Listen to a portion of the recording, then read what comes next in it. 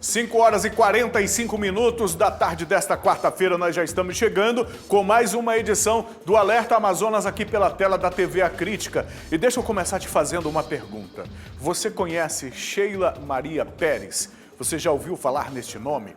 A informação que nós temos é que ela foi presa em um aeroporto tentando fugir do país para a Europa, para um país europeu. Fugir aqui do Brasil para a Europa. Trata-se da esposa do narcotraficante João Branco. Nós temos a imagem dela, diretora? Nós temos a imagem dela? Essa informação, nós vamos daqui a pouco entrar em contato com uma autoridade de segurança do nosso estado que vai confirmar pra gente esta prisão, que vai falar pra gente se essa prisão está confirmada ou não e mais ainda, vai explicar de que forma esta mulher está relacionada, qual a conexão dela com o que ocorreu nos presídios aqui da nossa capital. Esta daí é a Sheila Maria que aparece no seu vídeo. O homem que aparecia antes é o narcotraficante João Branco, o João Pinto Carioca, que está preso em um presídio federal de segurança máxima e ela foi presa hoje. Foi presa tentando fugir do país. É uma informação que a gente traz daqui a pouquinho aqui no Alerta Amazonas. No programa de hoje também traremos novidades sobre a Operação Alcateia. Na verdade, não sobre a operação, mas sobre a primeira fase do julgamento desta operação. Um julgamento que começou ontem e que foi finalizado hoje. Na verdade, foi interrompido hoje. Esta primeira fase... Isso por conta do surgimento de uma nova testemunha. Uma nova testemunha surgiu neste caso e como é necessário que sempre que surja uma nova testemunha, tanto a defesa como a acusação possam ter tempo hábil para entender o conteúdo trazido por essa testemunha, o juiz do caso decidiu suspender o julgamento. Daqui a pouco a gente traz informações sobre este caso também. Nós vamos trazer também informações sobre a morte de um professor de educação física, um homem muito querido e muito respeitado por sua comunidade lá no bairro Parque 10, viu? A morte deste homem foi sentida por amigos e por familiares. Inclusive a gente tem aqui o trecho do depoimento de algumas dessas pessoas que conheciam esta vítima morta a facada e que fazem um depoimento justamente em relação a quem era esta vítima. Roda aí pra gente acompanhar um trechinho. Rapaz, trabalhador, nunca soubemos de nada assim que pudesse, né, denegar a imagem dele. Mário Jorge é uma pessoa totalmente do bem, né? Um morador antigo do bairro do Parque 10, muito querido, né, por todos aqui. A comunidade chocada por conta disso que aconteceu com ele. A gente cresceu junto, trabalhávamos junto na escola. Pessoa querida. Demais. Para qualquer um é um abalo muito grande, né? É um abalo muito grande para quem é próximo de alguém tão bem quisto por sua comunidade que de repente é encontrado morto pela família, um homem de 57 anos com essa atuação junto à sua comunidade, aos seus amigos e ninguém entende o que aconteceu. A Amanda Amorim esteve lá no local do crime, apurou estas informações e vai trazer para a gente uma reportagem que a gente passa a acompanhar a partir de agora. O corpo do homem foi encontrado por volta das 8 horas da manhã desta quarta-feira, dentro desta casa que fica aqui na rua 24, no bairro Parque 10, na zona centro-sul de Manaus. A vítima foi identificada como Mário Jorge Nascimento, de 57 anos. Foram os próprios familiares que sentiram a falta de Mário Jorge pela manhã e decidiram se deslocar até o quarto dele, nesta residência, para saber o que havia acontecido. No momento que eles chegaram, já se depararam com o Mário Jorge morto, enrolado em um lençol. A família ficou desesperada com a situação. Eles denunciaram o caso para a Polícia Militar.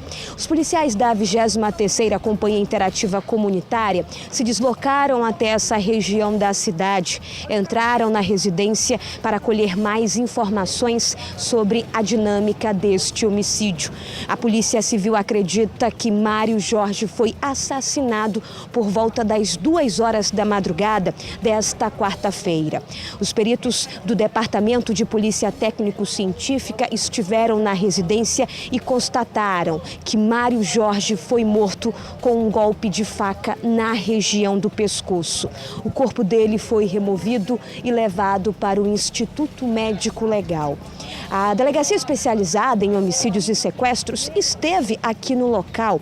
Agora, eles devem utilizar as imagens das câmeras de segurança de uma academia que tem aqui na comunidade para tentar identificar o autor do homicídio. Vamos solicitar as imagens aqui das casas, né, e o comércio aqui da região para verificar que hora que o indivíduo, né, adentrou na residência e a hora que ele saiu.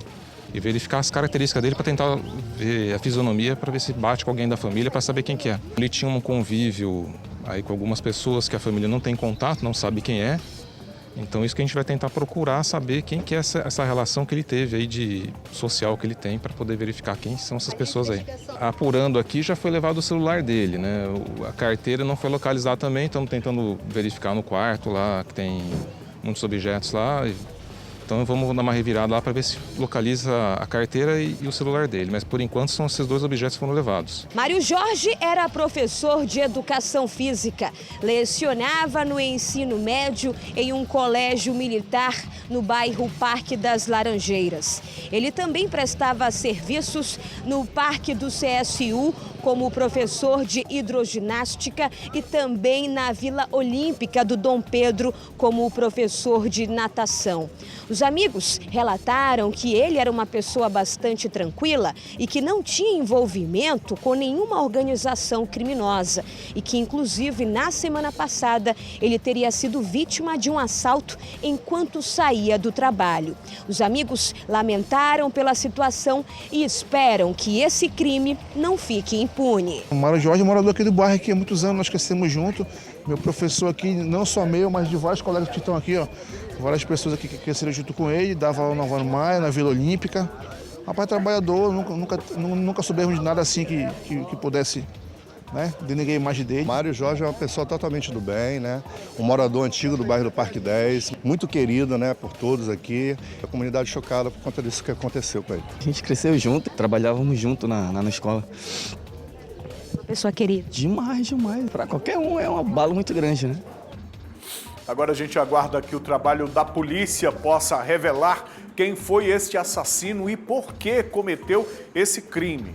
O fato de objetos pessoais, como a carteira e o celular, terem sido levados, de repente possa indicar, de fato, essa proximidade. E ainda o fato de o crime ter ocorrido no quarto desta vítima. Pode ser alguém mesmo com a proximidade, com alguma intimidade para com este professor que tenha cometido este crime, o que torna as investigações, o que pode tornar as investigações um pouco mais fáceis para a polícia. De qualquer forma, as imagens, o registro do fluxo de pessoas entrando e saindo desta casa podem sim dar à polícia a pista que precisa para chegar até o autor deste crime e dar a resposta para essas pessoas, para esta comunidade que está abalada, para estes familiares que estão abalados, porque todos os dias temos acompanhado homicídios na nossa cidade. Alguns deles existe a suspeição de que a pessoa, a vítima, teria ali algum envolvimento com o crime. É a primeira pergunta que se faz, até as pessoas nas entrevistas mesmo respondem isso: olha, não há conhecimento de que ele tivesse envolvimento com um crime, porque quando alguém morre assassinado, quando ocorre um homicídio, geralmente o que se pensa é isso: morreu porque tinha algum envolvimento. E neste caso, claramente, pela declaração das pessoas, pela declaração dos amigos próximos, pela declaração de quem trabalhava com ele, efetivamente ali no dia a dia, convivendo, esse professor não tinha esse tipo de envolvimento. Portanto, pode ser um caso isolado e a polícia precisa investigar e vai investigar, e a gente segue acompanhando para trazer essas informações aqui, para apresentar para esta comunidade quem é esse suspeito, quem foi essa pessoa que cometeu esse crime. A gente segue aqui com o Alerta Amazonas, agora falando de uma dupla, viu, que foi presa após cometer assaltos, isso lá no bairro Novo Aleixo. O que chama a atenção deste caso é que, de uma forma inusitada, eles realizavam esses assaltos. Um dos criminosos usava um pedaço de muleta para abordar as pessoas. Usava o pedaço de muleta como se fosse uma arma caseira ou uma arma de cano longo, o que seja. A vítima vai saber, o cidadão vai imaginar que o cretino está ali com um pedaço de muleta? Não vai imaginar. E a orientação é justamente para não reagir. Pode ser um pedaço de muleta, não reaja, porque a gente não sabe o que vai na cabeça de uma criatura dessa. O Diego Cativo acompanhou esse caso e traz os detalhes. Noite de terça-feira e alguns moradores aqui do conjunto Águas Claras, no bairro Novo Aleixo, estavam chegando nas residências. O que aconteceu? 2 homens em uma moto viram a oportunidade de fazer um roubo. Um desses homens que estava nessa moto estava usando um pedaço de muleta para fingir ser uma arma. Ele conseguiu roubar 1, 2, mas um desses moradores estranhou toda essa ação e reagiu a esse assalto. Nesse momento, os moradores imobilizaram um desses assaltantes, o outro conseguiu fugir. Segundo a polícia, o que ficou aqui no local foi espancado por essas pessoas que estavam revoltados com toda essa situação. Os policiais da 27ª SICOM chegaram aqui no local, levaram esse assaltante mais a moto para o 6º Distrito Integrado de Polícia. Mas agora vem a parte cômica da história. O outro assaltante que fugiu aqui do local chegou momentos depois na delegacia para fazer um boletim de ocorrência, porque, segundo o mesmo, a moto dele havia sido roubada. O comparsa dele, que estava sendo apresentado lá na delegacia, disse que ele era o comparsa dele no assalto e os moradores que estavam lá no local, na delegacia, reconheceram. Eles foram identificados como Davidson Machado Teixeira e Paulo Rodrigues Alves. O caso foi registrado no 6º Distrito Integrado de Polícia. A população pegou e aplicou um corretivo, se é que eu posso chamar assim. Não dá para chamar espancamento de justiça. Por mais que na cabeça das pessoas pegar um bandido, pegar um ladrão e espancá-lo no meio da rua seja um ato de justiça, mas essa não é a justiça com a qual nós cidadãos devemos usar, devemos agir. Nós cidadãos temos a lei e um processo legal, que de acordo com a nossa civilização, olha o ano que nós estamos, 2019, não dá para voltar para a barbárie. Espancamento, execução é a forma com que criminosos utilizam para fazer a punição, para fazer a justiça deles. É essa forma de criminosos usarem. Então, jamais a gente vem aqui na televisão e falar fazer uma apologia à violência. Mas, amigo, você já foi vítima de algum assalto alguma vez? Você já foi esculachado por bandido? Você já foi feito de besta por criminosos? Porque o cabra que pega um pedaço de muleta e vai assaltar as pessoas está querendo fazer o cidadão de besta. Está querendo fazer as vítimas de besta. E o resultado é isso aí. Violência. Apanhou. Apanhou da população. Está preso, está fichado e agora vai responder por este crime. Agora chega aqui comigo, nós vamos agora falar ao vivo por telefone, na verdade, com o Coronel Loismar Bonatis, que é o secretário de Segurança Pública. O assunto é que a mulher do narcotraficante João Branco, a Sheila Maria Faustino Pérez, foi presa no aeroporto de São Paulo enquanto tentava viajar para Barcelona. Eu vou falar agora com o secretário que está ao vivo com a gente. Olá, secretário, muito boa noite para o senhor, boa tarde ainda para o senhor. Boa tarde, Manuel. Secretário, está confirmada então esta informação de que Sheila Maria foi presa no aeroporto de São Paulo tentando fugir do país? Sim, Manuel. Essa Sheila, ela, segundo levantamentos da Polícia Civil, ela está envolvida na trama que levou à morte daquela chacina que teve no sistema penitenciário e que refletiu inclusive na segurança pública fora dos muros dos presídios. E foi decretada a prisão preventiva dela, ela estava considerada foragida, foi inclusive mandada para a Polícia Federal, a cópia do mandato, eles colocaram no sistema e hoje ela ao tentar embarcar em São Paulo para Barcelona, na Espanha, na hora de fazer a migração, ela foi detectada no sistema que ela era foragida e foi presa pela Polícia Federal. Está sob a custódia da Polícia Federal em São Paulo, aguardando para que nós possamos providenciar o recaminhamento dela para Manaus. Ela será trazida, então, aqui para Manaus? Sim, será trazida para Manaus. Agora, Coronel, explique para a gente, por favor, a participação dela, qual a participação dela de acordo com as informações da inteligência, tanto da SEAP quanto da Secretaria de Segurança, nos eventos que ocorreram nos presídios. O senhor se refere ao 1º de janeiro de 2017 ou agora 26 e 27 de maio deste ano?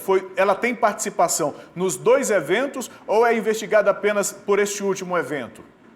Não, o que nós temos de informação é a respeito desse último evento, que houve algum entreveiro familiar, parece por causa de digamos assim, uma pulada de cerca, e que levou o racha dentro do grupo criminoso deles, e que resultou naquelas mortes todas. E qual seria... Ela foi a pivô desse fato. Ela foi a pivô, no caso, então. Ela teria sido o motivo desse racha entre esse grupo criminoso. Positivo. Agora, Coronel, ela então tem a prisão, ela estava com a prisão preventiva dela decretada pela Justiça? Sim, pela Justiça do Amazonas. E foi passado isso, inclusive, para a Polícia Federal, que, graças a Deus, fazendo um bom trabalho lá em São Paulo, conseguiram fazer a prisão dela. Coronel, o fato de um fugitivo da Justiça, nesse caso aí não fugitivo, uma foragida da Justiça, ter condições de comprar uma passagem e até condições financeiras de se manter num país do exterior, num país europeu inclusive, isso pode demonstrar que existe ainda aí um fluxo de caixa decorrente da atividade criminosa? Existe algum tipo de investigação sobre o patrimônio dessa investigada, sobre se ela teria condições de se manter num país europeu? De uma outra forma, senão com dinheiro oriundo do tráfico, Coronel? Com certeza, ela não tem nenhuma profissão, nem nenhum emprego formal, esse dinheiro com certeza absoluta é oriundo do tráfico, certo? E provavelmente isso aí tem alguma ligação com algum grupo criminoso espanhol, talvez. Isso aí nós vamos pedir apoio da Interpol, inclusive, e da Polícia Federal para que nos ajude nessa investigação, e pode ser que a gente já chegue até algum braço criminoso na Europa. Ou seja, alguém estava pronto para recebê-la na Europa, para recebê-la lá em Barcelona, para dar abrigo e para escondê-la das autoridades. É isso, né, Coronel? Certamente, essa é a nossa suposição, que ela realmente teria algum apoio na Europa. Agora, o senhor pode explicar para a gente se é que isso é possível, até por uma questão de segurança? Nós estamos falando aqui de uma mulher que ela é esposa de um homem considerado um dos líderes de um grupo criminoso que tem franca atuação na nossa região. Por isso, mas mesmo assim eu devo perguntá-lo, como deve ser feito esse traslado dela aqui para o estado do Amazonas? É uma equipe que vai daqui para lá ou a Polícia Federal faz isso? Como é que é esse procedimento, Coronel? Realmente, Manuel, essa informação eu vou ficar te devendo por uma questão realmente de segurança, não só da operação, quanto da segurança física dos membros da segurança pública que vão estar envolvidos. Esses dados realmente vão correr em sigilo, tanto com a forma de operação quanto ao dia que vai ser efetuado.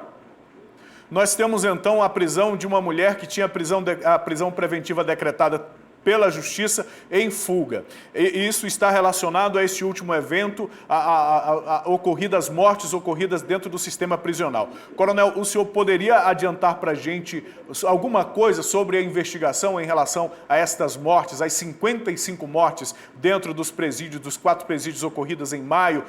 Qual é o andamento dessas investigações? Além dela, há outras pessoas que estão com mandados de prisão em aberto?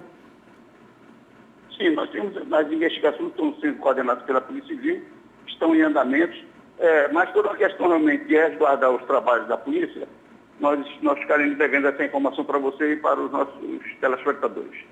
Muito bom. Meu trabalho é perguntar, eu vou continuar perguntando. Coronel, muito obrigado. Eu conversei com o Coronel Loismar Bonatti, que é o secretário de Segurança Pública do Estado do Amazonas. Coronel, obrigado pela sua disponibilidade de participar com a gente aqui do Alerta Amazonas.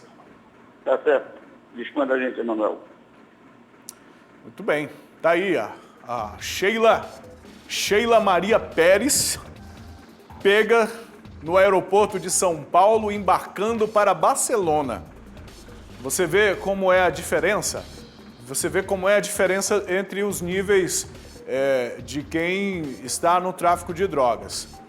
O sujeito que não tem condição financeira, ele foge para Itacoatiara, ele foge para Iranduba, ele vai para Parintins, ele vai para Coari, para Tefé, ele procura os municípios do interior do estado onde certamente tem algum familiar, onde tem algum conhecido.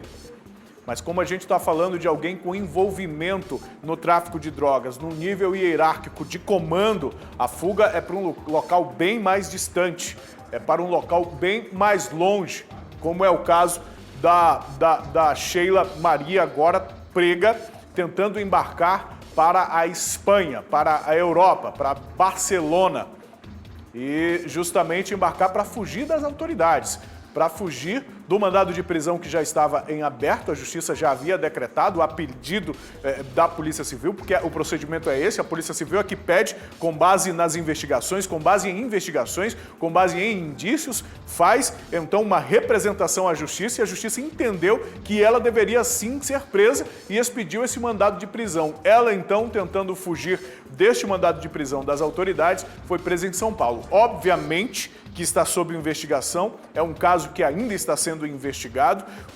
De que caso nós estamos falando? Nós estamos falando das 55 mortes ocorridas no sistema prisional aqui em Manaus nos dias 26 e 27 de maio deste ano. É deste caso que nós estamos falando e é neste caso que ela tem participação, como o coronel, o secretário de Segurança do Amazonas acabou de adiantar para a gente. Ela teria sido então o pivô do racha entre este grupo criminoso que provocou todas essas mortes, todos estes homicídios, estas execuções no horário de visitas. Tudo começou no horário de visitas no Compage e depois essas mortes aconteceram entre colegas de cela dentro de celas fechadas.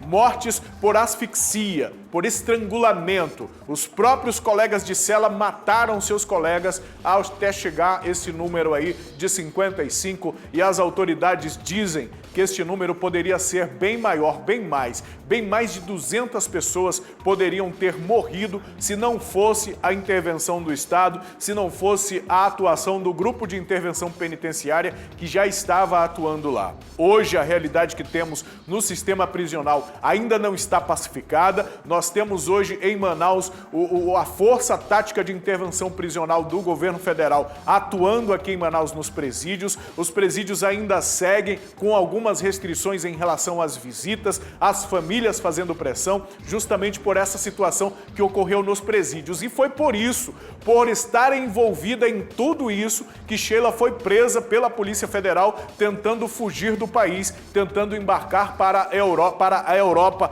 hoje. E aí ela deve agora esperar ser trazida para o Amazonas, porque foi a Justiça do Amazonas que decretou, que determinou a prisão dela, e aqui no estado do Amazonas ela deve então aguardar o encaminhamento desse processo, o andamento dessas investigações, e a gente segue acompanhando esse caso, viu? Para saber quando ela vai ser trazida para cá, quando deve chegar. A gente deve inclusive tentar ouvir a defesa de Sheila Maria, se os advogados de defesa estiverem, por exemplo, assistindo o nosso programa agora, que entre em contato com a nossa redação. Ela estava realmente fugindo? Ela tinha autorização da Justiça para sair do país? O que diz a defesa de Sheila Maria? É importante se pronunciar para a gente até poder aqui ouvir o outro lado da história. 6h08, vamos seguir com o Alerta Amazonas.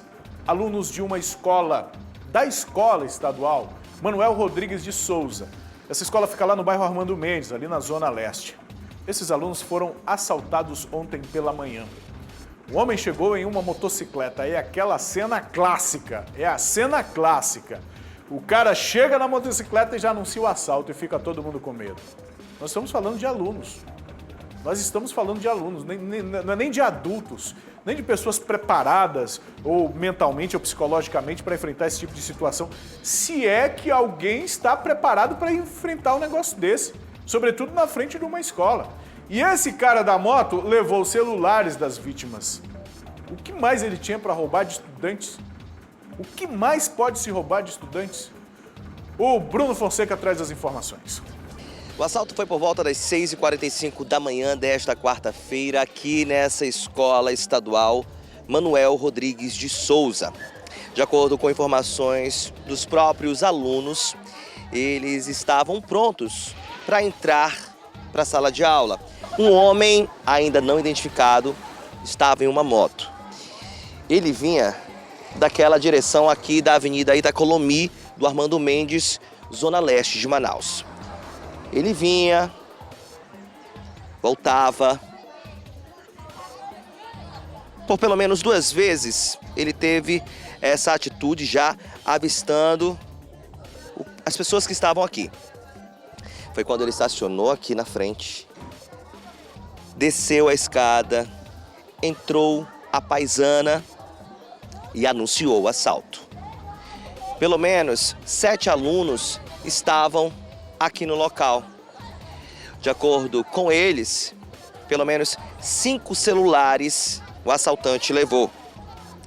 Ele chegou a ser um pouco agressivo, porque ele apontou a arma na cabeça de uma aluna para pedir o celular. Nós conversamos ainda há pouco com alguns alunos que falaram sobre o caso e também uma mãe que ficou chocada. A gente estava todo mundo sentado, mexendo no celular.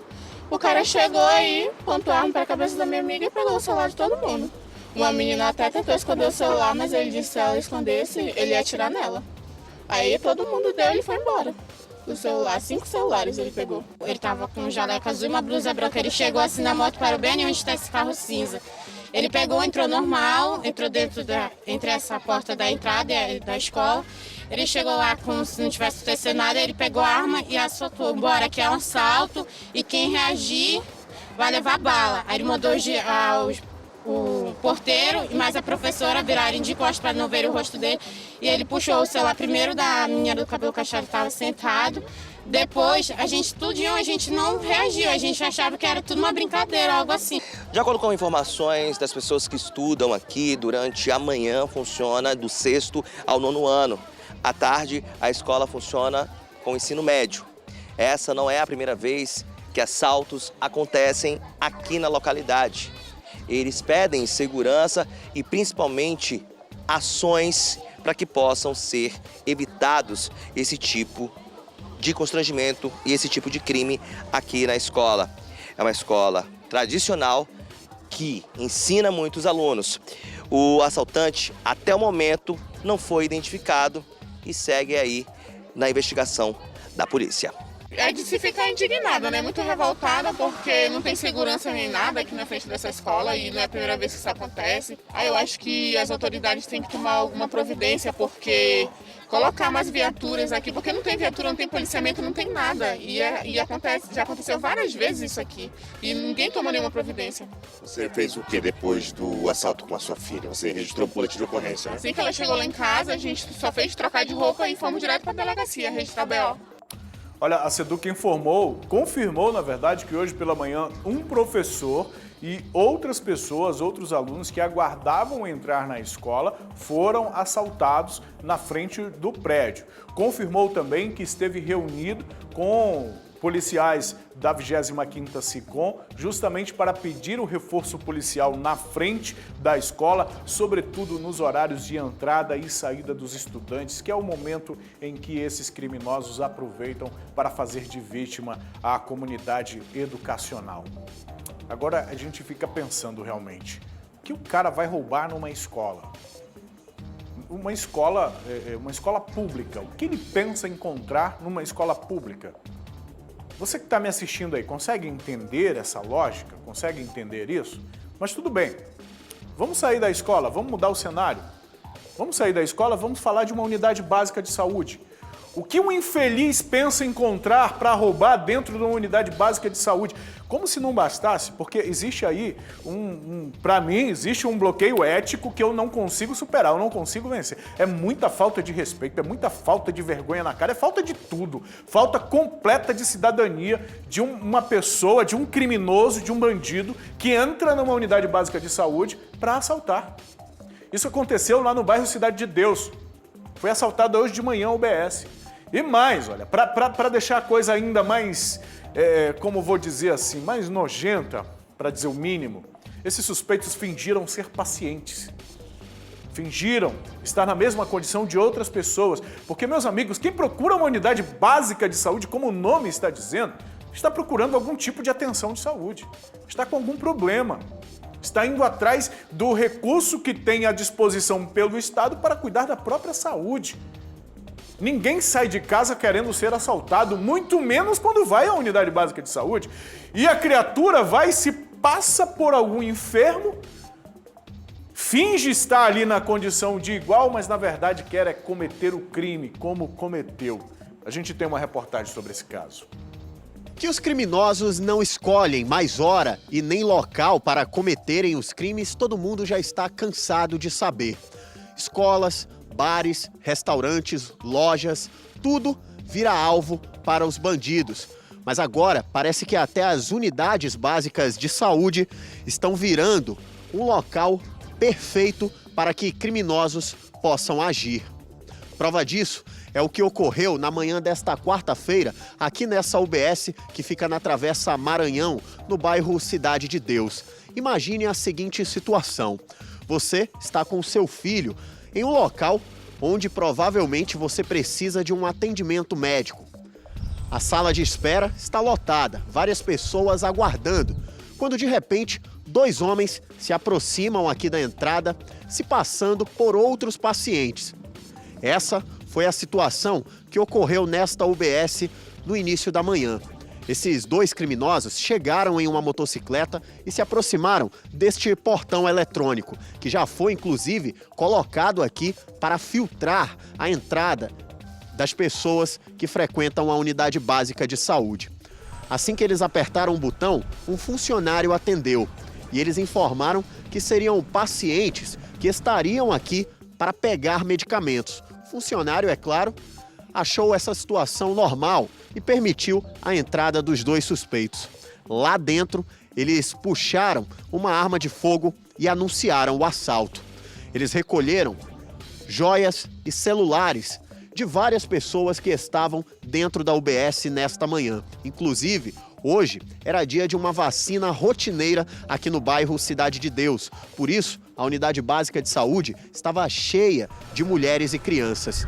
Depois que os criminosos fizeram a limpa dos pacientes, eles saíram, subiram na motocicleta e fugiram neste sentido aqui da Travessa Maranhão. Imediatamente a polícia militar foi acionada. Quem atendeu a ocorrência foram os policiais militares da 3ª Companhia, na verdade, da 13ª Companhia Interativa Comunitária, que cuida dessa área aqui do Cidade de Deus. E para eles, não foi nenhuma surpresa o que aconteceu nesta unidade básica de saúde. Segundo a própria Polícia Militar e também segundo os moradores da área, essa foi a 5ª vez que esta mesma UBS foi assaltada por criminosos.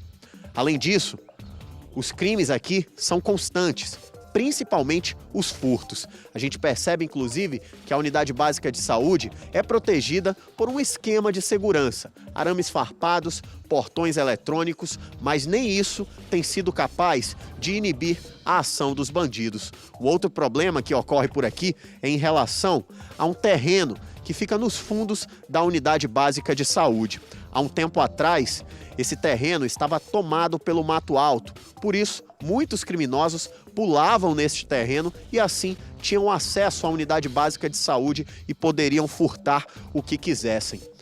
Os crimes não ocorrem somente aqui dentro, mas também na frente da unidade básica de saúde.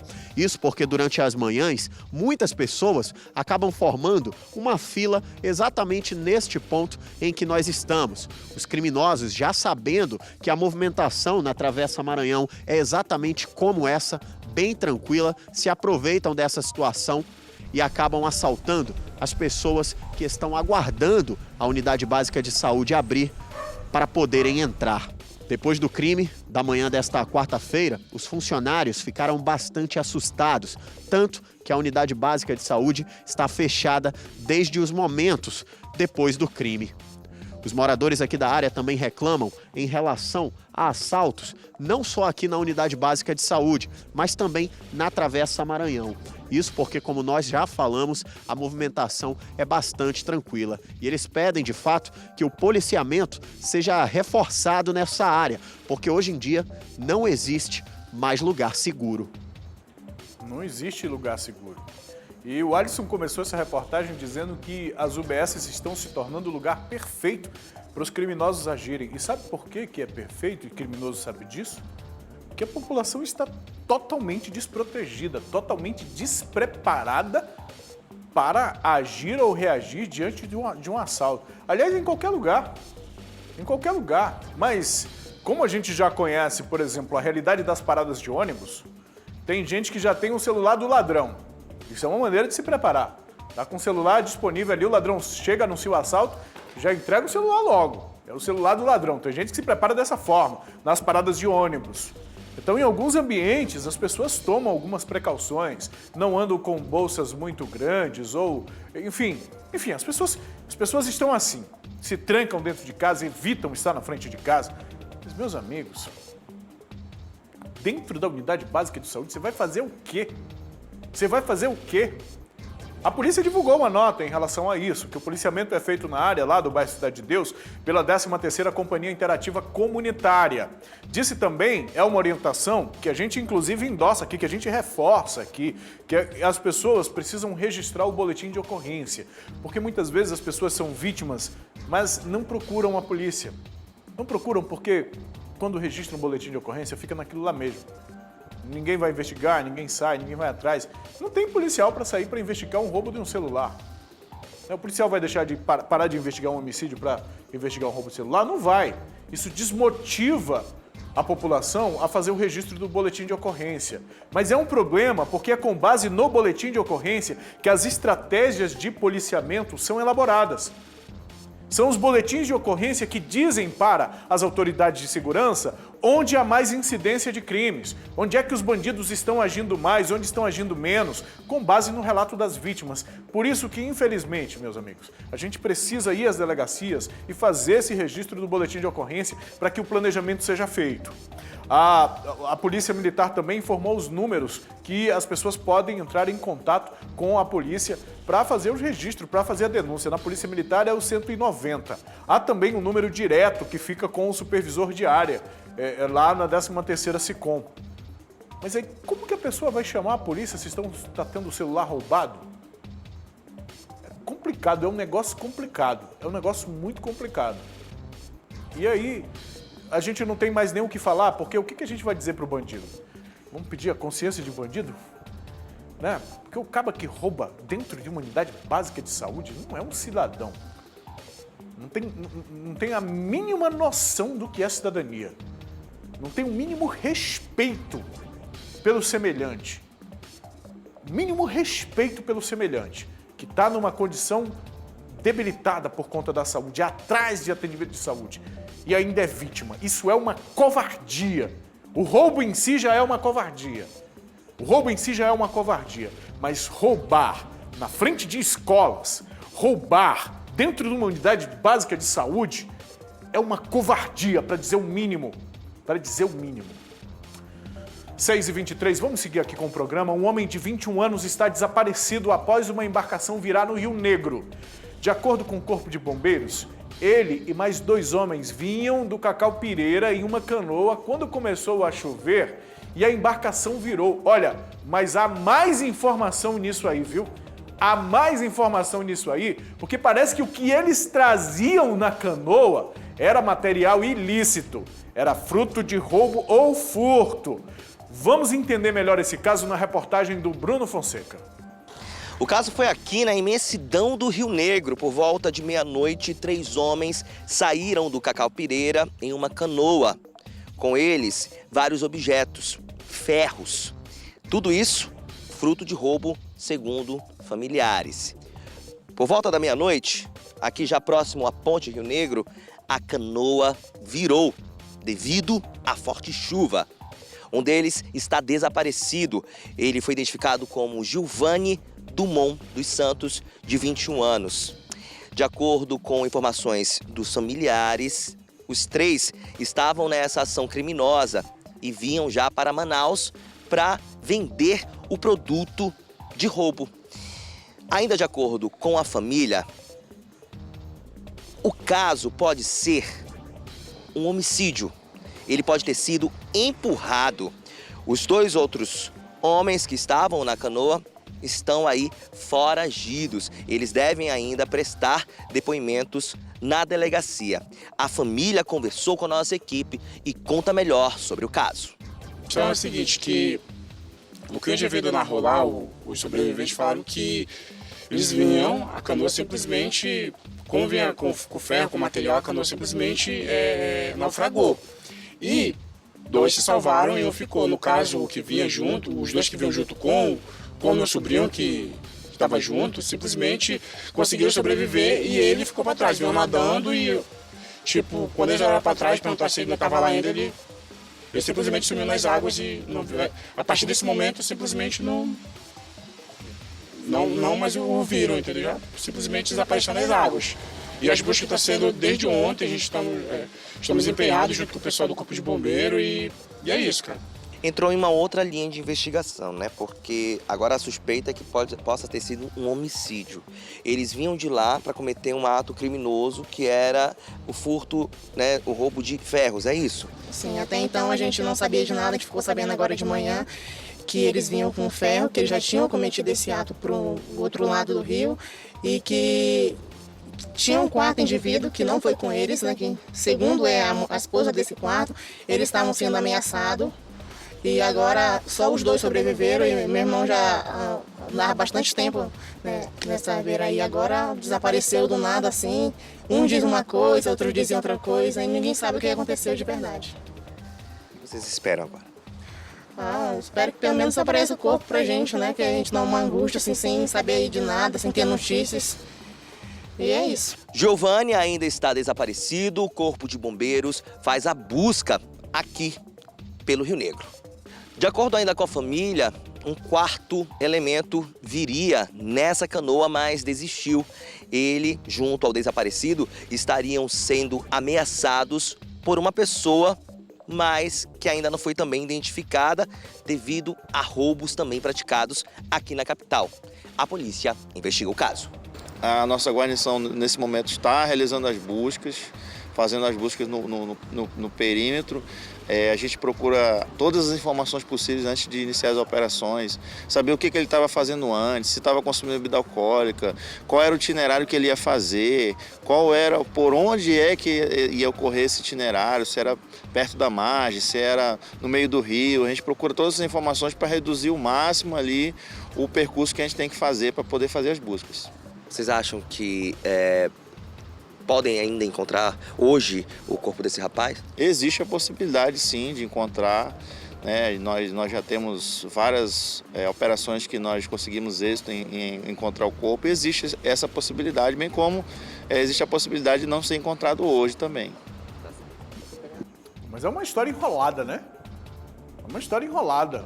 É um furto e não era uma fuga, e estavam trazendo para um receptador ou para vender aqui no comércio, e de repente enfrentam um temporal, a canoa vira e um desaparece, para a agonia da família, a família já agoniada porque tinha conhecimento da atividade duvidosa ou da atividade criminosa em que o rapaz estava envolvido. Você viu aí na reportagem os próprios familiares passando informações sobre a atitude, a atividade do rapaz. Agora mais uma informação de que um outro que também estaria sendo ameaçado por alguém pela prática de crime lá no Cacau Pireira também viria na viagem. Enfim, uma história muito complicada. O trabalho do Corpo de Bombeiros tem uma certa facilidade nessa área do Rio Negro porque a correnteza não é forte, se comparando com outros rios da nossa região, como Solimões, o Amazonas e outros rios. Então é possível sim, o Corpo de Bombeiros tem experiência nesse tipo de resgate, que haja alguma novidade nesse caso, e uma investigação policial também que deve esclarecer os outros fatos em volta, o itinerário, de onde vinham, esse material que estavam transportando, de onde foi pego esse material. A polícia vai ter um trabalhinho aí para desenrolar essa história que está muito enrolada. Por hora, a prioridade é encontrar esse rapaz que está desaparecido. 3 jovens foram presos com armas e drogas lá no bairro Riacho Doce 2. A polícia informou que um deles devia estar sendo monitorado por uma tornozeleira eletrônica. Mas o que ele fez? Ele rompeu o dispositivo, quebrou, tirou, cansou daquele enfeite na perna. Cansou de andar com aquele enfeite na perna. Isso para enganar o sistema de segurança. Agora, eu fico pensando assim, mas quando tirou, não era para para disparar o alarme lá, não sei aonde, é em São Paulo, não é em São Paulo, é em São Paulo que monitora isso, né? A empresa responsável pelas tornozeleiras tem a sede em São Paulo. Quando o preso aqui rompe o lacre, rompe a tornozeleira, não era para disparar esse negócio? O cara tirou ali a pulseirinha, tirou ali o adereço, era para alertar alguém, mas não alertou, estava aí, olha, cometendo crimes. Olha aí, 3, uma arma para cada um. Uma arma para cada um. Vamos acompanhar esse caso na reportagem da Manuela Montenegro. Mais uma vez, as equipes da Força Tática contaram com o apoio da população que denunciou a ação criminosa. O caso aconteceu por volta das 5 horas da tarde desta terça-feira, na rua Manuel Aziz Botelho, bairro Riacho Doce 2. Inicialmente, um dos jovens foi visto em frente a uma residência em atitude suspeita e, na hora, os militares partiram para a abordagem. Identificado como Kelton Figueiredo Portilho, de 20 anos, na cintura do jovem foi encontrado um revólver calibre 38 e uma munição intacta. Após uma conversa com os policiais, ele resolveu revelar aonde estariam os comparsas, as drogas e o restante das armas. Foi mais uma denúncia do Linha Direta, do 9428-4400, que informava que no local citado haveria um suposto infrator portando arma de fogo e que ele tinha acabado de sair da penitenciária. Prontamente uma equipe foi deslocada para o local, que ao chegar no local o infrator percebeu a presença policial e tentou empreender fuga. Mas a equipe conseguiu capturar, fez a abordagem no mesmo e com ele foi encontrado um revólver com numeração suprimida e ao ser indagado sobre a denúncia, ele falou que na residência onde ele morava encontrava mais 2 comparsas dele, portando também outro armamento. No local foi feita diligência, Prontamente a equipe foi até o local e lá encontrou mais 2 revólveres com numeração suprimida também e algumas munições intactas. Além disso, também entorpecentes, 100 gramas de supostamente maconha, 50 gramas de supostamente ox e 25 gramas de supostamente cocaína. Os comparsas foram identificados como Aldonei Araújo da Costa, de 24 anos, e Alex Bruno da Silva Gama, de 18. Ambos possuem passagens pela polícia pelos crimes de tráfico de drogas e posse ilegal de arma de fogo. Já Kelton estava respondendo por um crime no regime semiaberto e deveria estar sendo monitorado por uma tornozeleira eletrônica. Porém, o aparelho havia sido removido. 2 deles já possuíam passagem, O Kelton tem a passagem por tráfico de drogas e porte ilegal de arma de fogo e o Alex por tráfico de drogas. Agora, um deles era portador de uma tornozeleira eletrônica que teria rompido, é isso mesmo? Isso. O primeiro que foi abordado, que foi a da denúncia, que tinha informado que ele tinha acabado de sair da penitenciária e que ele tinha rompido a tornozeleira, o monitoramento. Ele mesmo confessou na hora da abordagem que tinha rompido, entregou a tornozeleira quando chegou no local, mostrou lá toda a criminalidade que ele cometeu. Após o flagrante, o trio foi levado para o 6º Distrito Integrado de Polícia, onde deve aguardar a audiência de custódia. Kelton deverá regredir para o regime fechado.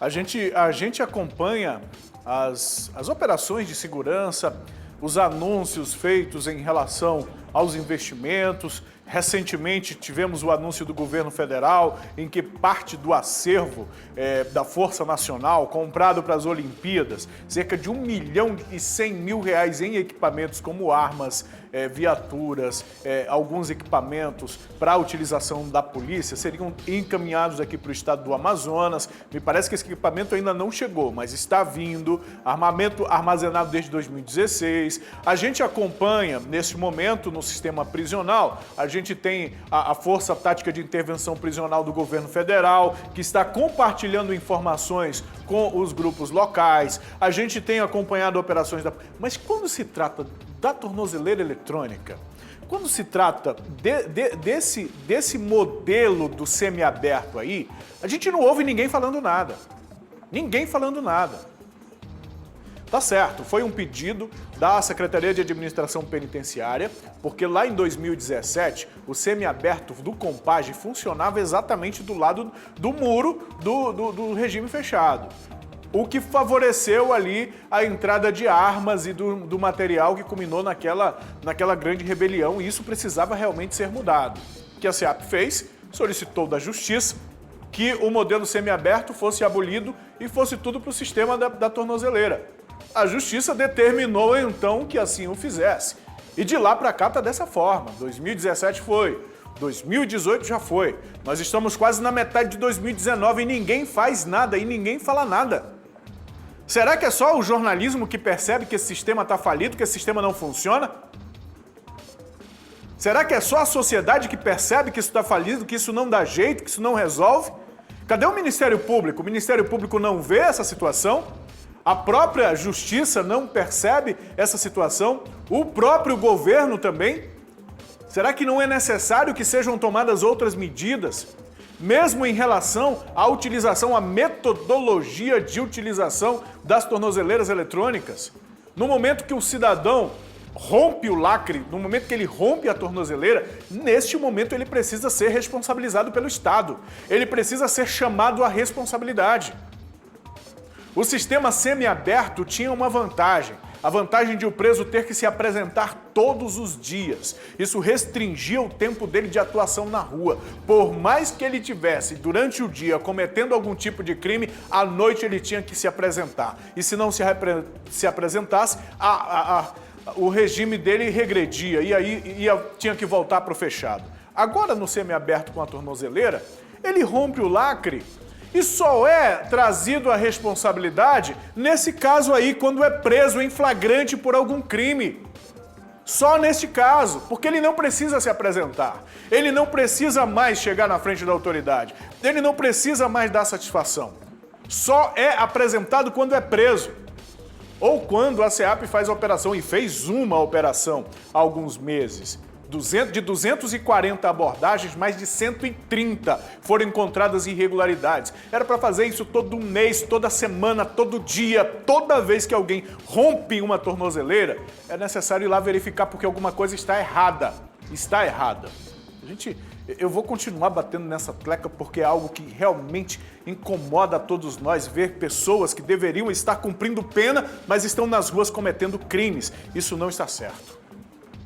Um homem conhecido como Mica foi preso lá no bairro São José.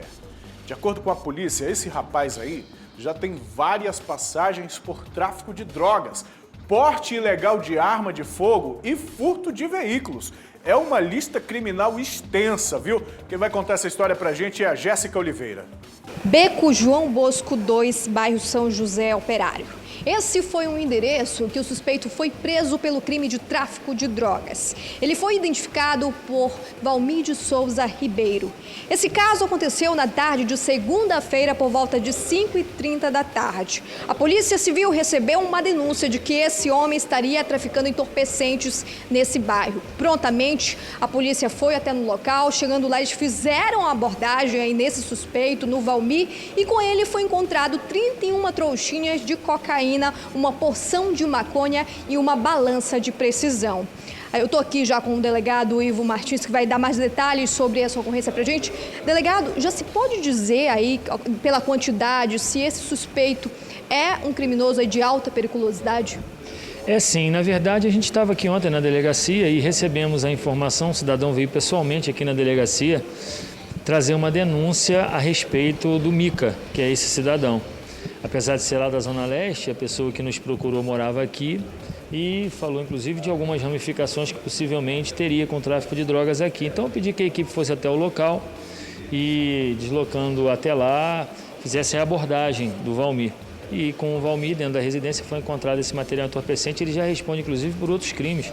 Lá na Zona Leste, tráfico de drogas, porte de arma de fogo. Ele já caiu também na delegacia de furto de veículos. Então a ficha criminal já é extensa, né? A ficha criminal é extensa e ele é tido como sim, como um cidadão de periculosidade elevada. A gente espera que isso seja considerado amanhã na audiência de custódia também, para que ele possa permanecer preso. Vamos aguardar. Agora, delegado, quando vocês chegaram lá, a polícia chegou, né, no local, ele tentou fugir, como que foi toda essa abordagem aí? Não, ele não ofereceu nenhum tipo de resistência não, ele foi bem tranquilo, inclusive. Disse onde estava a droga, entregou onde estava o material, falou que o material era dele, sem nenhum tipo de problema. Né? E aí nós então trouxemos ele para cá com a droga, a balança, o celular também está apreendido aí. E a gente vai dar prosseguimento às investigações para saber quais as ramificações que ele tem aqui na Zona Norte, sabedor de que ele é um cidadão que atua com infrações lá pelo lado da Zona Leste. partir desse momento, reforça o crime que ele vai responder e o que acontece com ele a partir de agora, delegado? Aqui ele vai responder pelo tráfico de drogas, né? E já terminamos o flagrante, acabamos de comunicar à justiça e ele vai ser encaminhado para audiência de custódia. E ainda é preso com a camisa do Vasco, né? Para vergonha dos vascaínos. Vamos lá? Policiais do Batalhão de Trânsito apreenderam, viu? Eu tenho essa notícia aí. A minha diretora está me ouvindo? Olha aí, isso aí é a apreensão dos policiais, feita por policiais do Batalhão de Trânsito. Apreenderam drogas, apreenderam esses jovens aí. Olha a tornozeleira eletrônica ali. A tornozeleira eletrônica. Nós temos a reportagem desse caso, né, diretora? Vamos exibir. Uma mulher de 20 anos foi presa e um adolescente de 15 anos foi apreendido na tarde desta terça-feira nas proximidades da Avenida Nathan Xavier, na zona norte de Manaus. Os policiais militares do Batalhão de Trânsito atenderam essa ocorrência. Eles estavam realizando um patrulhamento ostensivo de trânsito quando avistaram essas duas pessoas andando ali pelas proximidades e resolveram então fazer os procedimentos de abordagem e busca pessoal. Eles identificaram que essas pessoas estavam com uma quantidade significativa de entorpecentes. A gente vai falar agora com o primeiro sargento Augusto, que atendeu essa ocorrência, inclusive trouxe essas duas pessoas aqui para o 6º Distrito Integrado de Polícia. Como é que vocês conseguiram prender essa menina de 20 anos que já tem passagens pela polícia? Exatamente, foi verificado aqui no 6º DP que ela já responde aí por uma tentativa de homicídio. Inclusive, ela tem uma restrição, está usando uma tornozeleira por onde ela é monitorada e, mesmo assim, continua praticando o tráfico de entorpecente na cidade de Manaus. E ela estava acompanhada de um adolescente. Exatamente. Como ela estava acompanhada de um adolescente, também foi dado voz de prisão para ela por corrupção de menores. Então, ela está sendo apresentada por 2 crimes agora, por corrupção de menores e por tráfico de drogas. Foi mais uma ação rápida do Batalhão de Trânsito que tirou de circulação esse casal, né, na verdade, que estava ali circulando na Avenida Nathan Xavier, mas quando avistaram a guarnição de batedores do Batalhão de Trânsito, eles tentaram imprimir fuga do local, né? Então gerou aí atitude suspeita e por esse motivo foram abordados e foi constatado que os mesmos estavam portando aí esses entorpecentes. Qual a quantidade exata e quais os entorpecentes? Eles estavam ali com 25 trouxinhas de oxi e mais umas 15 de maconha e mais uma porção maior de maconha. E o menor de idade falou alguma coisa? Não, o menor de idade ele só está dizendo que ela passou a droga para ele, né? Mas nós já sabemos como isso daí acontece, então por isso foram trazidos para cá e os dois vão ser apresentados agora, aqui na delegacia do 6º DIP. Eles informaram qual a procedência desses entorpecentes ou o que eles iriam fazer com esse material ilícito? Nesse caso aí, eles nunca dizem de quem é a droga, né? Isso daí vai ser feita uma investigação aí por parte da equipe do 6º DIP para tentar chegar na fonte da droga, de onde eles conseguiram essa droga.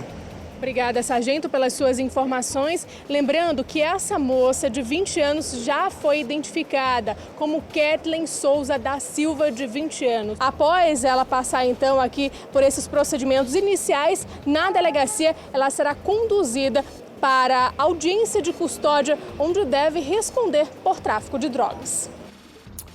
Bom, a gente faz agora um rápido intervalo aqui no Alerta Amazonas e daqui a pouco eu trago informações sobre o 2º dia de julgamento dos policiais militares acusados de envolvimento em uma série de mortes. Mortes ocorridas em julho de 2015 aqui em Manaus, viu? Esse julgamento foi cancelado. As informações eu trago daqui a pouquinho, depois do intervalo.